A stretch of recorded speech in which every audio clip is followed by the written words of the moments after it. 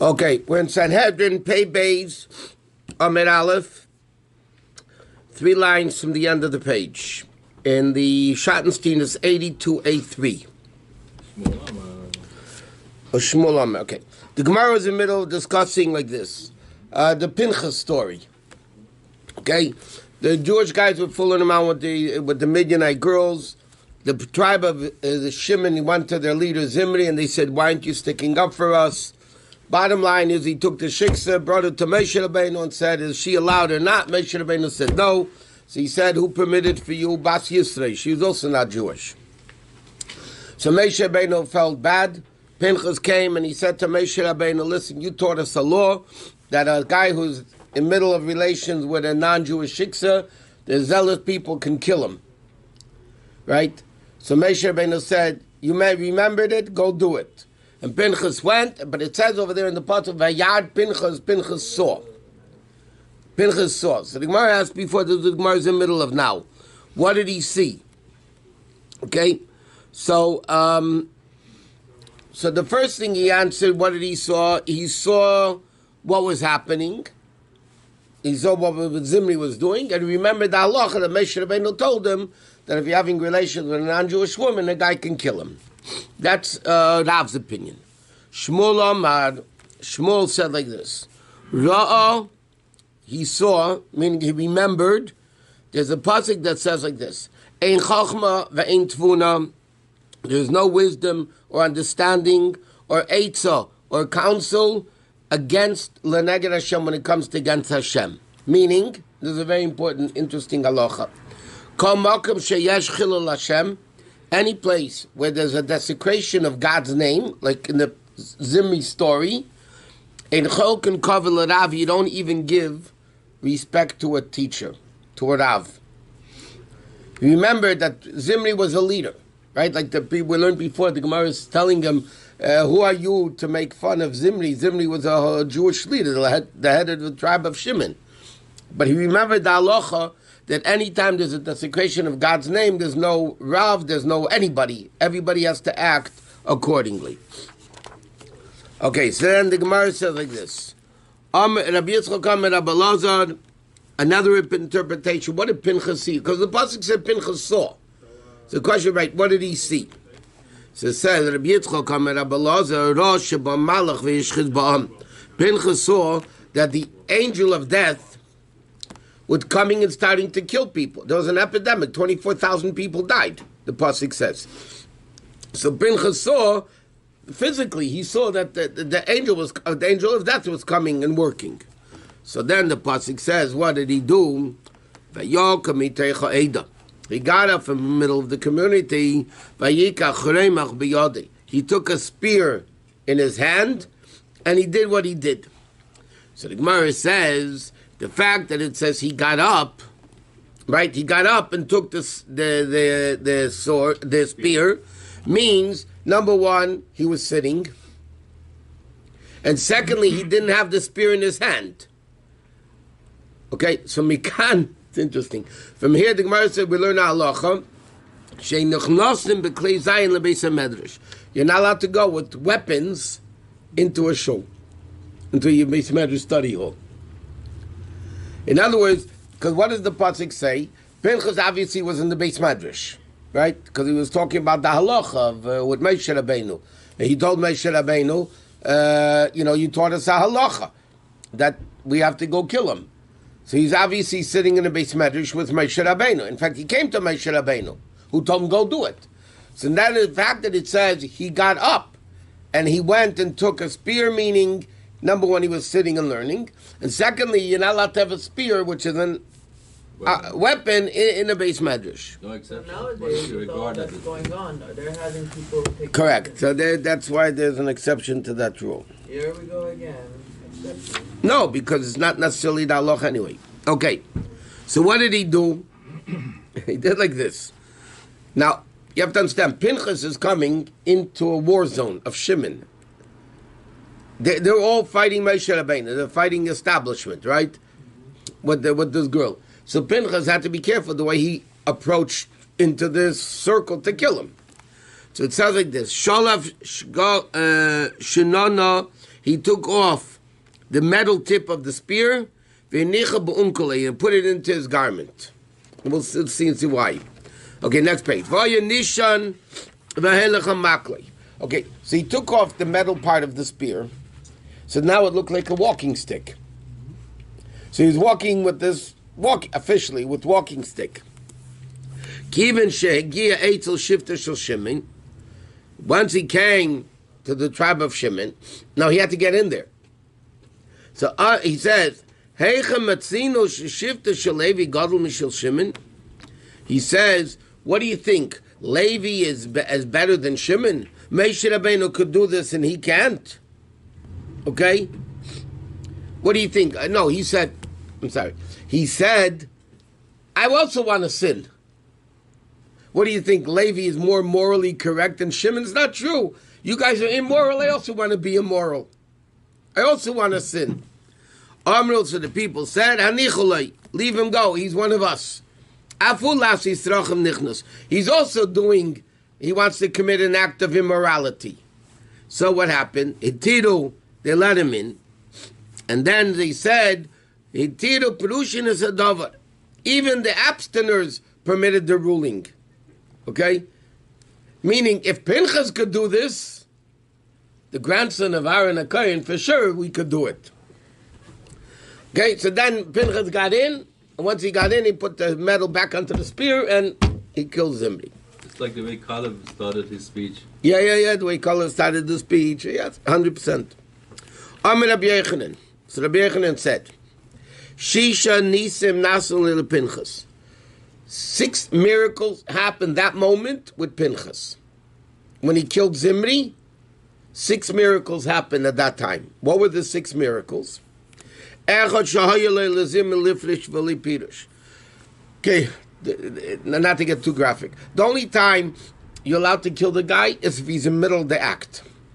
Once he gets back off the act, then you can't kill him anymore. And in fact, if you kill him, then you're a murderer. Then you can get killed. So number 1, all Zimri had to do was separate himself from the shiksa, and he didn't. Another miracle happened. Zimri could have screamed to the people from Shimon, help. He could have screamed, help. Excuse me, was Zimri facing downwards or upwards where you could see the staff? I didn't ask him. That when Pinchas plunged the sword, it went into the male and female genital organs. That means he killed them both. Another thing that Zimri and Cosby was the shiksa, did not get off, move away from the spear. In other words, Pinchas was able to walk in with the spear vertical. So he says, the Malach came when he went into the room, the Malach picked up the doorpost, the lentil, that he should be able to walk in vertically. They were in a tent? Huh? They were in a tent? Yeah. The oil, it says. And the final miracle was that the Malach HaMavis came and started killing people. So therefore, the tribe of Shimon was too messed up to kill Pinchas. So these are 6 miracles that happened at the moment Pinchas killed Zimri. Huh? Pei Beis Amid Beis, like 10 lines down by now. So then it says, so now, Lepoil, the way the Gemara tells the story, Cosby and Zimri were still on the spear. In other words, like this, he walked out, he stuck the spear into them, okay, and he wanted to walk out. So if it would be horizontal, they might fall off the spear. So the Malach HaMavis came, he was able to walk out with it vertically, that they shouldn't fall off the spear, and he brought them to Moshe Rabbeinu. Was that strong? Obviously. Yeah, the fact that he could pick up 2 people like that. He was strong. Miracle too. Amalefanov. So now Pinchas came to Moshe Rabbeinu. Okay, no, I'm sorry. He put him down before Hashem. It has to be horizontal or an angle. Because No, the Gemara said it was vertical. The miracle was it was if it's vertical. vertical, the weight, the two bodies will go down. No. No. He went all the way to You ever stick a knife into a piece of steak? Yes. It's not going to fall off. If it goes through and the steak is heavy, you flip it the other way. No, it's not going to happen. It didn't happen. What's the difference? Okay, all right. Okay. Pinchas then put down Zimri and Cosby in front of Hashem. So Pinchas said like this. Is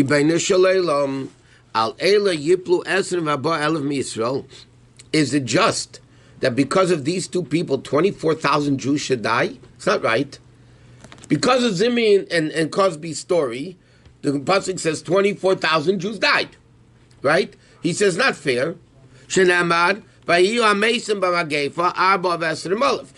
many people died in the plague? 24,000. Like it says, that's why it says, Vayamid Pinchas Vayifalel. Pinchas got up and he davened. Simply Vayifalel means he davened. But the Gemara says, Omer Abelazar Vayispalel loy namar. It should have said Vayispalel, not Vayifalel. Right? What's the difference? Davening is Vayispalel, tefillah. But the pasuk doesn't say Vayispalel. It said Vayifalel mean Plila also means fighting. So he said he was fighting with Hashem. Vayamid Pinchas Vayifalel, it doesn't mean he davened to Hashem.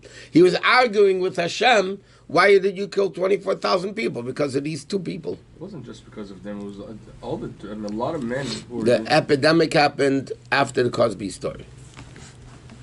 After the Zimri story. Ela Vayifalel, Malamet Kaviyachol, it means, so to speak, that Hashem and Pinchas made a fight with Hashem, arguing, why did Hashem punish 24,000 Jews? It's not fair. So then it says like this. Bikshu Malacha Yeshar Sedachvei. The Malachim wanted to push, because he was speaking Chutzpah to Hashem. Right? Pinchas speaking, said, because of these two people you killed, who gave you the right to kill 24,000 people because of these two? So the Malachim in heaven came and pushed him away. They wanted to push him away. Kill him or push him? No, just what do you argue? You don't talk like that to Hashem. So Hashem said to them, leave him alone. Kanoi ben Kanoihu. He's a zealous, the son of a zealous. Okay, why? Pinchas was from Shevet Levi. Levi avenged by Dinah's story, Shimon and Levi. So he says, leave him, it's in his DNA. He's zealous, the son of a zealous. Meishiv Chema is a deflector of wrath, the son of a deflector of wrath. Okay? Is this where we get that the Kohanim have like an extra... Like, no, the Gemara says Kanoim get angry fast. That's what it says. Kohanim get angry fast. They have an anger, temper. That's a different source. No, it's not the zealousness. Who gets angry fast? Kohanim. But they are chesed. How do they get angry fast? Yeah, that's my question. You can have chesed. and What's the good. difference? You could be a kind person, Yeah, still but get in angry. In a previous lecture, you said that we're here to fix our mitzvot. Okay. So, So, yeah, but this is Kedusha. This is not Stam anger. Okay. Angry over Torah things. Holy. Therefore, there's halacha when a kohen writes a get, they don't do it anymore. In the Gemara in Shulchan Aruch it says that there's a special get because kohenim have tempers and they get very angry. So, and once a kohen divorces his wife, he cannot remarry her because she's a divorcee. Right? Like this, if the wife doesn't remarry anybody else, it's a mitzvah to remarry her. But LePearl, here she married, she was a kohen divorces her, he can't even remarry his own wife, right? So they used to make a very long process get. For a Kohen. Huh? For a Kohen. For a kohen. So first they would write a line, and then they would sign it, they fold it, and the witnesses would sign. They would write another line and fold it, and the witnesses would It sign will calm down. until he calms down. Hopefully by then, Change his mind. changes his mind. What's the name of that get? Is a special name for it, right? Get makusher. It's not shaykh anymore? No, they don't do it. now, is it better for a Kohen who's divorced, who is currently with a divorced woman, to get married? No. Or is it better for him just to have relations with him? That's No. sowing seed in vain. So what is he supposed to do? Separate himself from her. We'll get a Pinchas guy coming. There's Chilo Shvatim Mevazen Eisei. So now the Pinchas, Pinchas killed Zimri, right? So now, Pinchas at this time was a nobody. I mean, he was Aaron's grandson, but he wasn't a Kohen. Right? Because when Aaron, is also very important to know, Aaron a Kohen, when he became a Kohen with his 4 sons, 4 Nadav and Avihu died, so Hashem made them Kohanim, and he said to them, any future children are also Kohanim. Okay? Pinchas, though, was already born. So Pinchas really never became a Kohen. So he was nobody. Yeah, as Aaron's grandson, he had a great grandfather, or a Lazar Kohen, but he wasn't anybody special. So the Shvatim started making fun of him. What did they do?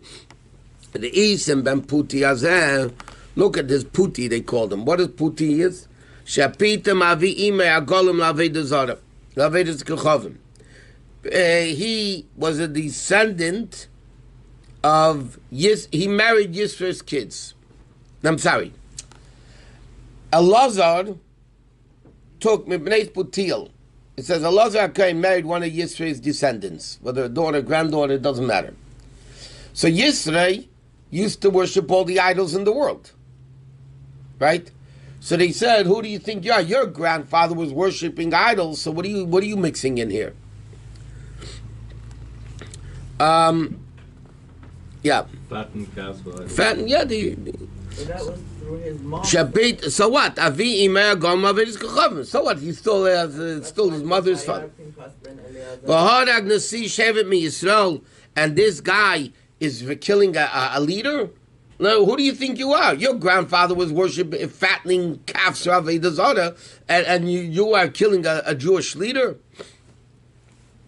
So it said, because the Torah comes and it gives him the lineage. What does it say? Pinchas ben Elazar ben Aaron HaKohen. So the Torah says, forget Yisrael. First of all, Yisrael was a great guy. He did tshuva. He became a very great person. But the Torah says, Pinchas ben Elazar ben Aaron HaKohen. Hamalei HaKadosh Baruch Hu l'Meisha. Okay? Hashem said to Moshe Rabbeinu, Hakdim li shalom. You are to give him shalom. In other words, you're supposed to be mekad of him. L'chein emer, and therefore Hashem said, and einini neisin le'eh b'risi shalom. I'm giving him a covenant of peace. In other words, and the Rebbe explains this a lot of times, bottom line, Pinchas, through his zealous act, not only did he not make a fight, he brought peace. Sometimes people think, how can I be zealous? It's going to be a fight, this and that. You see from Pinchas, he was zealous, but that's what brought the peace. He stopped the epidemic. Okay. And it says, the Gemara continues, it says, this forgiveness, atonement that Pinchas did is good for him. He should be always at peace. Meaning, number one, not only is he becoming a Kohen, so now Pinchas became a Kohen, and all his descendants became Kohanim. Right? You know, it's interesting. When the Torah speaks about all these bad guys, yeah, they were all great people. The famous Yeravim ben Nevat, yeah, that made everybody sin. The Gemara says nobody was in learning as great as him. Kairach, people think Kairach was this. Kairach was a very great man. They all just messed up a little bit. But these are super, super great people that Torah is talking about. Even Avshalom, yeah? Avshalom, David HaMelech's son, that rebelled against him and started this whole thing, right, against David HaMelech. He was a Nazir. He was a very great man. That's why I had long hair. Yeah? B'Gashmid, not B'Shoresh, right? Not like Laban. No, down here they were super great people. Because the Shoish was good. But they messed up. Kairach messed up and whatever. Zimri he was the head of Shimon. They didn't pick leaders of the Shvatim, as we know, Yukels. I mean, they were very great tzaddikim that were fit to be the head of the Shimon, head of the tribe. Rabbi, What? when Pinchas's kids became Kohanim as well, is that the ones that are also living, or only from now on the ones that are born? It implies that he didn't have kids yet. That's what the implication is. That maybe he did, but I don't know.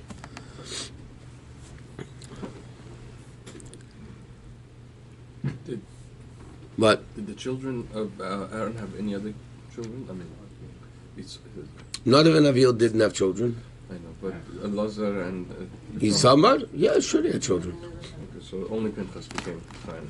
Because Elazar's other children, future children, were automatically Kohanim. Now, did he have? It's very possible he had. I don't know. You have to look in the names in Devi Yomim and who else they had as kids. But listen, a lot of people that had kids in Torah are not mentioned because they're not relevant. Like Moshe Rabbeinu's sons. Well, it says when they were born, Gershom and Eliezer. But so Pinchas was from one side. He was from Yisrael. Elazar's wife was from Yisrael's descendants. Okay, and from the other side, Yosef. Elazar ben Aaron HaKohen. I know, but Yisrael, he's not. It's Yisrael. No. Okay. So What? Beitam Avodah Zarah is Yisrael.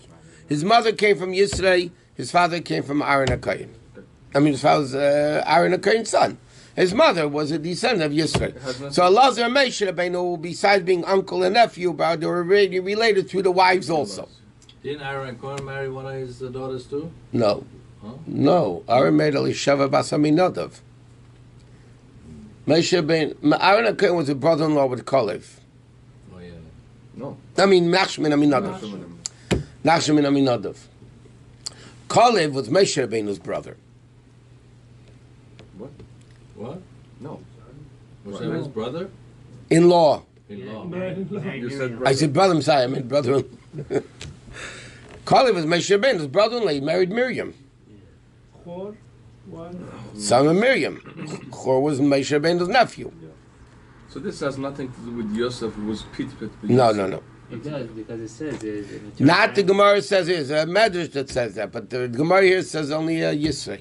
So Itamar is his uncle, Pinchas' uncle. Yeah.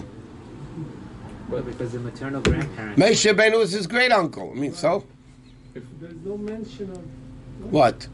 If you go according to the Midrash, there's no genealogy between Yosef and Elazar No. and Pinchas. Rashi brings down in Chumash that it could be that Okay, it's hard to. it's the Gemara in Seit also. If the Gemara says in Seit that if his mother was this, his father was this, whatever, they connected to Yosef and it could be through the women. Yeah, it was a wife. It's possible that Yeah. one of the mothers. Here the Gemara just says Yisrael. It doesn't mean. Because the maternal grandparents, there was one from Yisro, the other one was from Yosef, and then they had a daughter. It could be.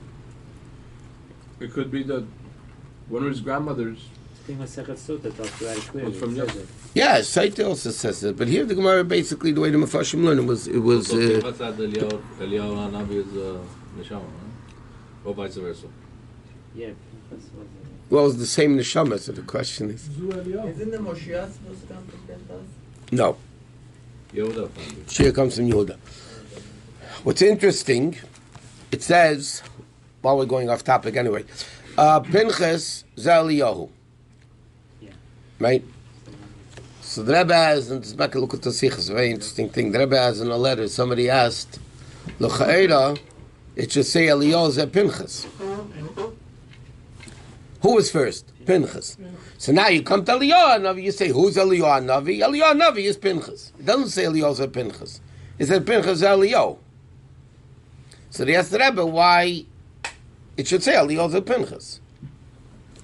So the Rebbe brings down like a bunch of answers there. One answer is, and the Rebbe quotes, there are places that say Eliyahu Zeh Pinchas, by the way. The Rebbe brings down in the letter that place that say Eliyahu Zeh Pinchas. So the Rebbe says like this. Number one, when you're talking about Pinchas, you say Pinchas is Eliyahu. When you talk about Eliyahu, you say Eliyahu is Pinchas. Depends what you're talking about. But then the Rebbe says an interesting thing. That Pinchas Eliyahu. Oh, in fact, when the Rebbe went to be Menachem Ovel the Rashag, I was up there then. They got in as a bach or whatever. I got in. The Rebbe went when all the bachim were eating the supper because otherwise he knew everybody would go up there. So all the bachim didn't know about it, and the Rebbe went upstairs. Somebody happened to tell me that the Rebbe went upstairs, so I got in. So Rashag asked the Rebbe, because according to Bali Nigla, according to the Gemara people, there's no concept of reincarnation of neshamas. There's the Arizal came up with the concept of Gilgal neshamas. The Bali Nigla are adamantly, the poskim are adamantly against the concept of Gilgal. They say there's no such thing. So Rashag, when the Rebbe went to Menachem Ovelim, the Rashag asked the Rebbe. It's already printed also in Menachem Tzion. So he asked the Rebbe, "L'chayra Pinchas Eliyahu should prove Gilgal." Good question. L'chayra, that should prove Gilgal. So the Rebbe said, "No, in Pshat, Pinchas lived long, and he was Eliyahu Navi. He just had a name change, but it was the same physical guy." That's the Rebbe said. Pshat, Pinchas Eliyahu means. So the Rashak said, "How did he live so long?" So the Rebbe started quoting people that lived longer. It's a few hundred years. Sarach Patashi. So where is no Gilgal? I don't understand. No, there is Gilgal. Yeah, don't toss me. I know who you're a Gilgal lover. You don't want to hear who I think it is. It says Ze Eliyahu, no? Not Zu. Ze. But the Rebbe says another thing, and answering Pinchas Eliyahu, by the way. The Rebbe says that before Pinchas was Pinchas, he was a malach called Eliyahu. Then he became a person called Pinchas. Then he became Eliyahu, eventually became a malach. The Rebbe quotes sources for that. In Zayah, I think I remember where. So, the Rebbe says that initially Pinchas Eliyahu, because Eliyahu Tak was first, as a malach, as an angel. Then that angel became a person called Pinchas. The neshama came down into a guf, and then Pinchas became Eliyahu. Can we say, since Eliyahu Navi is going to herald the coming of Mashiach, so Pinchas, by his act at that time, since he's Eliyahu, he... Yeah, but I understand, but l'chayre, I wouldn't call grammar, in history, you have to say Eliyahu is Pinchas, not Pinchas is Eliyahu. It's a man. Yeah, it's a matter of time. You say Rashbi was the neshama of Moshe Rabbeinu. You don't say Moshe Rabbeinu was the neshama of Rashbi. But you just said it's the same as Shama. Yeah, but the question, who was first? But the Rebbe says in Pshat, Pinchas Eliyahu could mean that the Pasha lived that long. He changed his name? Yeah. Why? Because he went bankrupt and he had to start a new business, so he changed his name. Rashag is the father of the man who sold the books? Yeah. Okay. Who passed away that he was Menachem Ovel? Who of the Shak's family was passed away? That the Rebbe- His mother lived very long. I think it was his mother, or that was the sister. I don't remember. Or his wife? He said Shiva twice in the later. This is good. This is going back a long time. This is 45 years, 44 years ago, when the Rebbe went to Menachem Ovelim. I know because I was a bach before I got married. I know how long it was. Rashag was on the side of Rebbe. Yeah. Okay. Anyway, let's go. Amir Rav Nachman. Rav Nachman said, Amir Rav, in the name of Rav. Ma'idich Siv, what is this that it says in the Pasuk? Zarzir Masnayim, an animal that possesses rigorous loins, or Melech Alkem Imai, or a male goat, or a king against whom there's no rising up. Okay, what does this Pasuk mean? Where's this Pasuk? In Mishlei. So he says like this, Arba Meres v'esin v'arba be'ilis bol eisir oshavayim. Zimri lived with this woman 424 times in that day. Wow. Because that's the numerical video where Zarzir. Okay? Now, the Mefarshim explain at the bottom, it didn't happen that many times, but he had a desire to do that many times. Pinchas, and therefore Pinchas waited until he became weak from so many times being with the shiksa. But Pinchas didn't know that Hashem was with him. Okay, meaning What's Elkum? Kale? Kum. Hashem got up and stood up with him. But Masnita Tanen, in a Bryce it says, Shishim 60 times. He lived with her, at Shenasi Kabam Azaris, that his testicles became like an addled egg. V'yaisa Barugam Le'amayim, and she was like a garden bed filled with water for the amount of zed of the seed that she got from him. This is obviously not necessarily literally, but it's the meaning of it. Amar Rav Kahana said, Umeshe Bayisa, and the pasuk says, Cosby's seat, meaning her bottom, became the size of a Bayisa, Tana Rav Yosef, Kevesh Shula Amma. The size of her opening of the womb was an Amma big. This is inappropriate. Okay, so don't publicize it. Okay, so now the Gemara continues like this. Amar Rav Shesha says like Cosby Shema. Her name was not even Cosby. Ela Shvilnoi Bastur Shema. Her name was Shvilnoi. This is obviously given Teresh about Moshe Rabbeinu and Arsina, because it doesn't say this anywhere. All these Cosbys are mischievous. Cosby's? Bill Cosby and... Yeah. Good. Ela Shvilnoi Bastur Shema. V'lam Nika Shema Cosby. So why was she called Cosby? She disobeyed. Kozva means like rebellious. She disobeyed her father. Why? Because her father said to Cosby, again, she was the princess of the king. The Gemara mentioned this before. So Cosby told her, you only go to the top Moshe Rabbeinu, nobody else. So Zimri came and told her, I'm also a big macher. Okay? So why was she called Cosby? Because she disobeyed her father. Her father said, only do it to the Moshe Rabbeinu, she went to Shim. Davar Acher, Cosby, why was she called Cosby? Sha'am L'Laviyah. She said to her father, Cosby Amza, chew up this nation through me. Meaning, she said she wants to be the agent to destroy the Jewish people. So Cosby means to destroy the Jewish people be through me. Behind the Domini Inchi, this is what people say about immoral women. Ben Konel Urbani. Shvilna my boy. What is Shvilnoi doing between the reeds and the rushes of the ponds? Meaning, what is she doing in the secluded spot? Meaning, what it means is if a woman is in a secluded spot, it means she's probably doing something wrong, immoral. So that's why, but they use the word Shvilna, because what was her name? Shvilnoi. So therefore it refers to her. Why is it just a woman? Naphtali, she is prostituted her mother there. What? What about a man who's secluded? Why is it just a woman who's secluded? Because the women are called prostitute harlots. I mean, well done. Okay. Amir Rabbi Yechanan. Rabbi Yechanan says like this. Chamisha Shemes Yeshlei. Zimri had 5 names. Yeshlei. Zimri was the Nasi. Zimri was the Shimon guy, yeah. Chamisha Shemes Yeshlei. Zimri ben Sol v'Shol uben Knanis u'Shomil ben Suri Shaddai. Okay? And the Gemara explains why each one is, why he's called all those names. Zimri, like the Gemara just said, Al Shenase Kabei Amazeris, his testicles became like an addled egg. Ben Solo, Hal Shehisli Aveina Shel Mishpachti. He caused the people to speak about the sins of his family.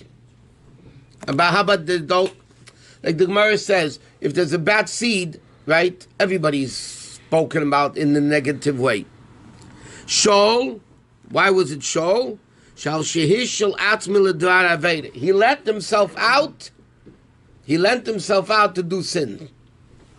Ben Aknanis. Why was he called Ben Aknanis? Shasa Maisa Kanan. He did what Kanan, meaning what Chom, right, did in the. What he did to Noach. Umashamai. What was his real name? Shlumiel ben Suri Shaddai Shmei. His name was really Shlumiel ben Suri Shaddai. By the way, this is in Pashas Nosei by the Korbanos. Yeah, Shlomo ben Tzuri Shaddai was the head of Shimon. yeah. So Gemara says his real name was Shlomo ben Tzuri Shaddai, not Zimri. All the other names came because of what he did. Did Chamos But- have relations in the Teva? Mm-hmm. Shaul ben Aknanis was the daughter of. Two different people. Shaul ben Aknanis. Oh, that's two different names. Yeah, here the Gemara says not Shaul ben Aknanis. Shaul, and he was also called ben Aknanis. Okay, next part of the Mishnah. Why was he called Shaul? Huh? Because Shaul borrowed. He lent himself out to sin. Why did he do it? Peer pressure. If you think about it, we learned before in the Gemara, the whole tribe of Shimon came to say, "You're not doing anything. Why don't you stick up for us?" Right? I mean, he wasn't shaykh to do such a thing, but he felt the peer pressure of his tribe, and he went and did something wrong. And look what happened from it. Moral of the story, don't fall to peer pressure. He was trying to make a point, though. That's why he took a girl from another He nation. make a point just to stick up for his tribe against Moshe Rabbeinu. Everybody screamed at him, "Look what you're doing." Yeah? All the people that elected him. I say, A Nazi shouldn't fall to people. I mean, that was his Aveda. He felt the peer pressure. That's what I'm saying. Shlomo ben Tzuri Shaddai, again, if he was the head of Shimon, he was a tzaddik. right. So what happened all of a sudden? So the Gemara says the whole tribe came in and said, "What are you doing? You're not sticking up for us." Okay, then it says like this. Kain in the Mishnah it said, Kain shishimish batuma, a Kain that served when he was tamei, so the Bezdin didn't kill him. The young Kayanim, remember the 13 to 20-year-olds, took him out and they killed him. They cracked his skull open. Okay. Huh? Killed who? A Kain that served in the Beis Hamikdash when he was tamei. Okay, so now the Gemara said, what? We're going back to the previous Inyan. No, now the Gemara is explaining the next part of the Mishnah. What's taka the din? Chai misa b'dei shemayim or ein chai misa b'dei shemayim? So the question is like this: what did the Mishnah say they did? The young Kohen took him out and ripped open his head. Yeah, but Lebel, what's the din? Does he get misa b'dei shemayim or doesn't he get misa b'dei shemayim? If the Kohen didn't do anything to him, yeah. Malay, he said to Nisua, we learned it. What do we learn? In our Mishnah, it says, Kain sheshimish batuma, a Kain that served when he was Tameh, ein erchov a Kain mavin eisi lebezdin. The Kain and brothers don't bring him to Bezdin, ale pirchei kuhuna meitzin eisi chutz lazara. They took him out of the Azara Beit and Esmecha Bigzin. They, with clubs, these cracked his out open. He's out the Gedaitach, the Mechai Bidei Shemayim, if you're going to say, yeah, that Hashem kills them, why did they have to kill him? Hashem will kill him. Why are they mixing into God's business? In other words, this is similar to the Pinchas story. Al Pidin, a Baal Aramis, you can't kill him. If he's after the act already. Right? So Pinchas was a kanoi, he did it. Which Allah allows. But the Gemara says like this, the young Kohanim took the guy, took him out of the Zar, cracked his head open, so obviously, he's not supposed to die. Because if he's supposed to die, why are the Kohanim killing him? Let Hashem deal with it. The Bezdin, whatever, let them deal with it. Why is he doing it? So the Gemara says, Elamai Eina Chayiv. So what are you going to say? He's not Chayiv Misa. It doesn't make sense. So the Gemara asked in the reverse. And if he doesn't get Misa B'dei Shemayim, so who gives the Kohanim a right to kill him? Who gives him a right to kill him? So the Gemara says either way doesn't make sense. If he is Chayiv Misa B'dei Shemayim, so why do the Kohanim have to kill him? Hashem will kill him and finish.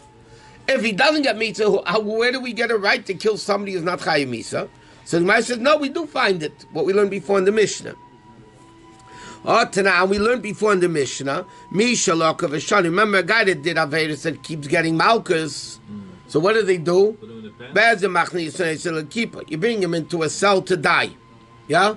So again, the Gemara asks, it's the same case. The Torah says he only gets Malchus, right? He ate treif. And we're going to kill him? But the Gemara answers, but that's not what Rish Lakish said. Remember, Rish Lakish said, speaking of Aveir of Karis. And the din is whoever is supposed to get Karis, Bezdin gives him Malchus. But what's the punishment? The punishment is Karis. But Malchus, the Gava Bakotolo, anyway, he's Chayiv Misa. Okay, so the Gemara says, so now we're stuck. What's Rav Acha asking over here? So the Gemara says, okay, if Kasa, but it also says in the Mishnah, if somebody steals a vessel, which is from the Beis HaMikdash, the Kohen could kill him. Yeah? So the Gemara again says, you kill somebody for stealing? Right? Why can the zealous people kill a guy who stole from the Beis HaMikdash, a Klei Sharis? You can't kill an innocent guy. So the Gemara says, no. Ahmed Rav Yehuda Klei Sharis says, speaking, not Stam, he stole from the Beis HaMikdash. He stole a vessel which is used in the Beis HaMikdash. He didn't steal from the treasury. He stole from an actual, and the hint to it is, and it says, you should not come and look as a holy inserted, lest they die. And the Mefarshim explain, what does this mean? It shows that certain vessels, Kodesh, Vamesu. That means he is liable to get killed. What? How can you be certain that someone is Tameh? They know he's Tameh. They saw that he got Tameh. He touched a dead person or whatever. They knew he was Tameh. Isn't it he told them he was Tameh. Isn't it chaotic to allow young Kohanim to just bring him out and kill him? That no prosecution, no witnesses, no. These kids are told to do this, or they do it on their own. No warning. It doesn't say they were told to do it. No warning, no witnesses, no prosecution. Zimri was warned? I'm just saying, the Torah allows them to take the matter into their own hand. Yeah. When it comes... No. No? Pinchas. Pinchas was one in a century. So young Kohanim. He was the president. Why did Eibishter make that Moshe Rabbeinu didn't do it and Pinchas did it? Think about it. Moshe Rabbeinu should have done it. So the Rebbe explains in the Sikha, sometimes it comes to zealousness for Hashem, you can't say, why we're the leaders doing it. People should do it. But Pinchas first got permission though. He didn't do it on his own. A lot of times zealous people just do things on their own, they're crazy. Pinchas got permission to do it. But indirectly too. But he got permission. Moshe Rabbeinu said, go do it. That's time he decided to kill people and I'm zealous and going to go kill people. Why indirectly? Can't do it.